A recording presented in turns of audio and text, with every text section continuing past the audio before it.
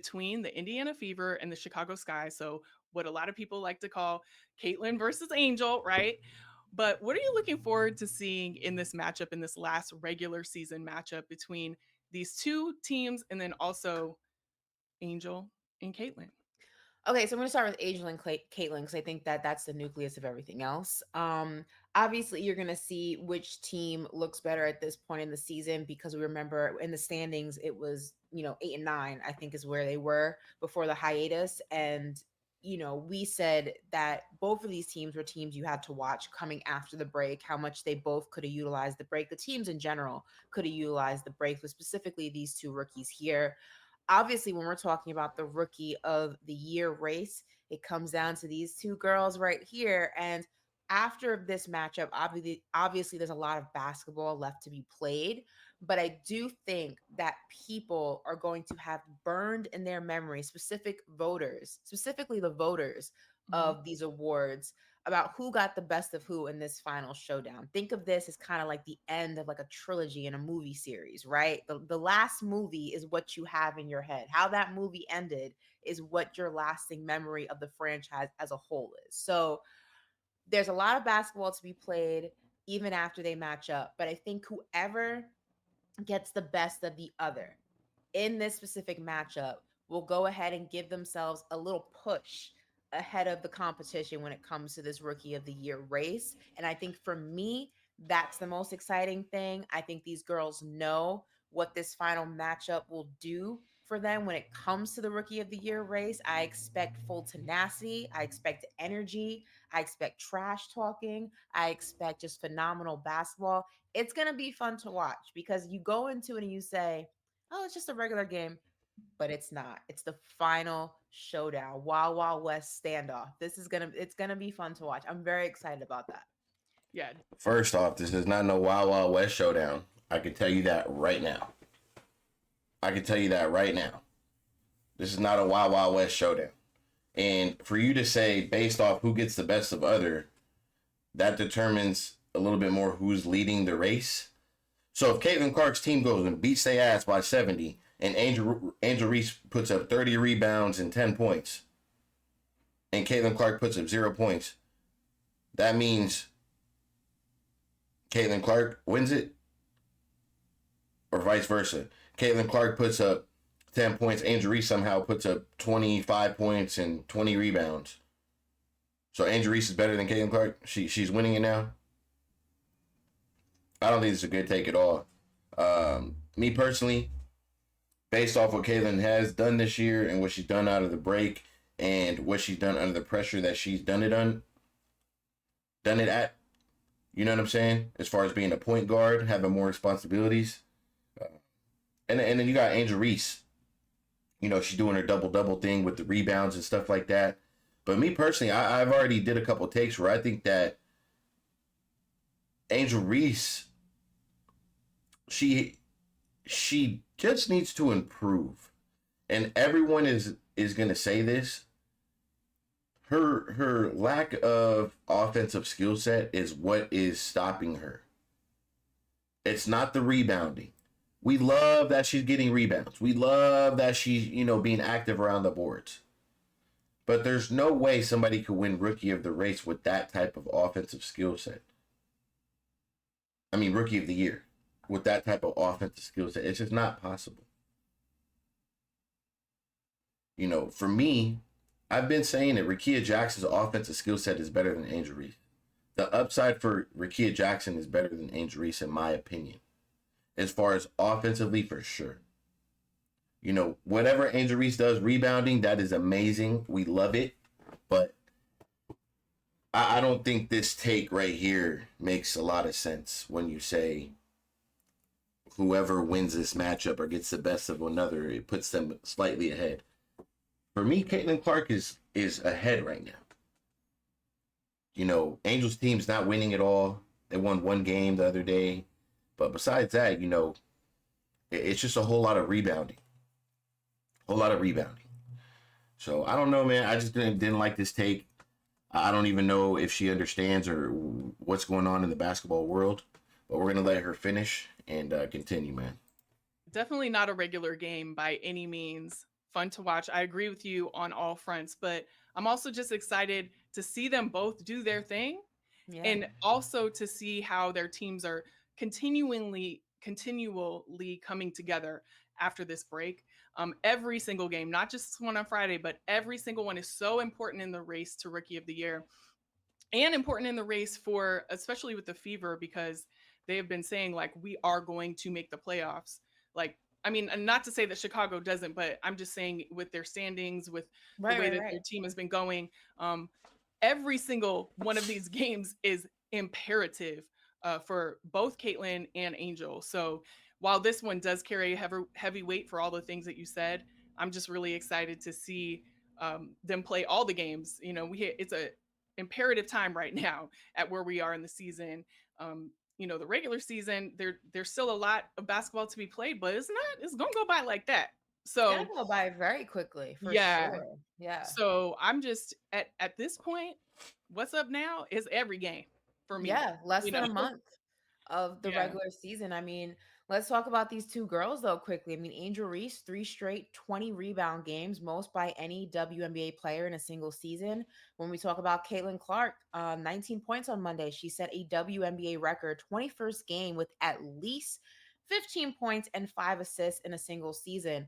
Let's go ahead and give both of these girls credit. I think Angel Reese came out the gate swinging a little bit better than Caitlyn did, who was not having a good first few weeks. It was it's taking her some time to get acclimated, to figure it out. But I just love that both these girls, obviously, they're not anywhere where they're going to be next season, the season after that. But I just love that both of them, much like many of us knew they would, have found their footing a little bit, Hmm. because all of those narratives back, in the very beginning of the season where people were like, is Caitlyn ready for the WNBA? Is she a fluke? Is Angel Reese, focused more on her extracurricular things? And she is, but the girls are fine, as you can see. Like, Totally fine. so now we can just remember that you got to give rookies a chance to get acclimated, and let's not jump the gun in our conclusions of their careers as a whole and their transition from college to the professional league as quickly as I think a lot of people did very early in that season. As Right. you can see, it's all working out. Yes, fine, thriving, making history like almost every single night, starting podcasts. Angel Reese Yeah. just announced her podcast, Unapologetically Angel, Hmm. today. So, I mean, they're thriving. Both Yeah. of them are thriving, and I love to see it. I want to see them thrive each and every night. And it's going to be real interesting with this Rookie of the Year as we're getting closer and closer to people voting and making decisions. But definitely something that is phenomenal to watch and And what has I been love, all and we were season. we were talking about this kind of at break, was that both of these girls are going to be dominating this league for so many seasons to come, and there's going to be a next wave and the following wave, and there'll be another name probably in that mix. But one thing I love about these two girls specifically, and we talk about this all the time on the pod, is how much their careers have been intertwined going back to college, but also how their individual interests are going to also give them their own lane. Like, Mhm. we know what Angel's into. She's into the beauty and the fashion, and she's And starting a business, podcast. And yeah, and she's more business in general. business in general. She has her Reebok line that just dropped, and she's more outspoken sometimes, with her kick, her clapbacks and things like that. And she has her podcast. And Caitlin's more of like, behind the scenes and just strictly like it's the Wilson basketball, and it's this with basketball and that. She's like super, super hoops, and like maybe she'll have interests outside of that as she gets more comfortable in the league, but she's a little bit more quiet and reserved and behind the scenes.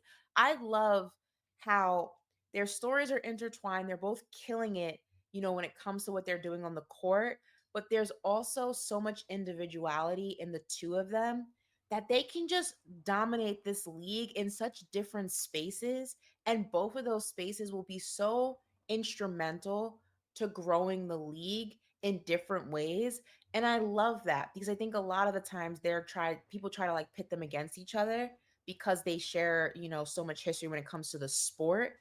But there's also so much room for them to just be individuals because of their interests and what they're in and what they're doing, that I love that, like, there's overlap, but there's also a lot of separation. And I think that's so cool. I think that's Well, very, very cool. I think it's Look, I get it. Angel Reese doing her business stuff and her podcast. I always lose somebody to branch out and do what they need to do to take care of their life and their family. That's great.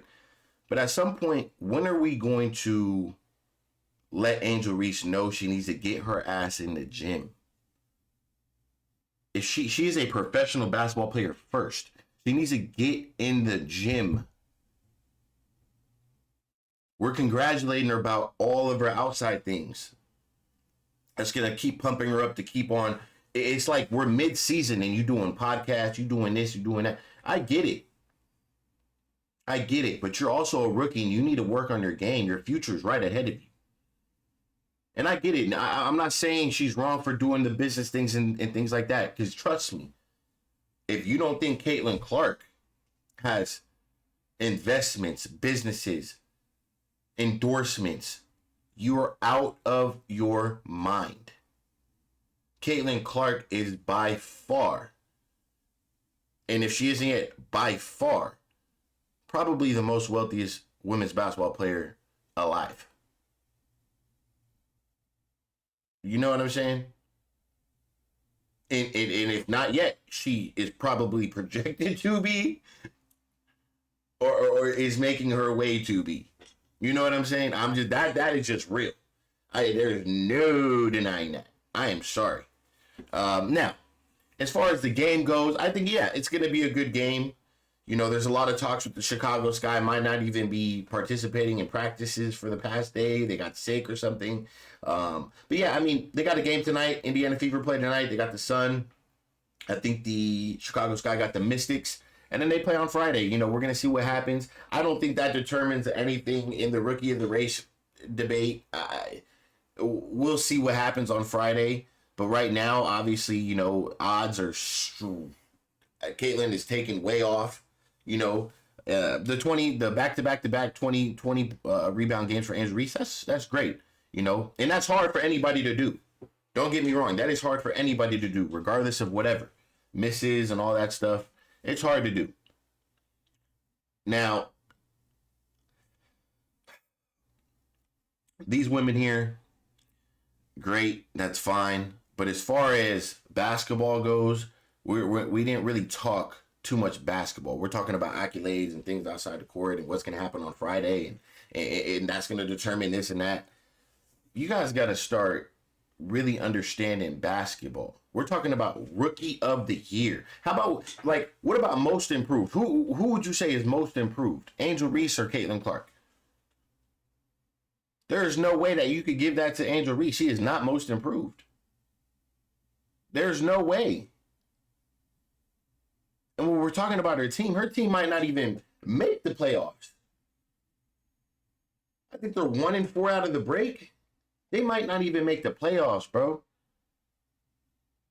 So I'm going to leave this one right here for you guys. This was a little bit different. These are two ladies, which I will be covering a little bit more. But for me, man, the rookie of the race situation, that's... Caitlyn would have to stop playing basketball for the rest of the year. Like, rest of the season. You know, and Angel Reese, her team would have to literally start balling. I'm talking about balling. So we'll see, man. Me personally, I've been talking about Rakia Jackson. I'm gonna cover her a lot more. I got a lot more of her content on my other pages, but for me, it's a no-brainer right now. And I know a lot of you guys are gonna be frustrated with my takes and everything, but we just got to be honest, man. Who looks like the rookie of the year? Seriously. So besides that, look, man, it's your boy C. O'Connor. I appreciate you guys, all the new love. If you guys haven't, I just dropped a banger on Jason Whitlock. Make sure you guys check it out. It's on my page. I appreciate you and welcome to Game Day. I'm going to catch you on the next video. I'm out.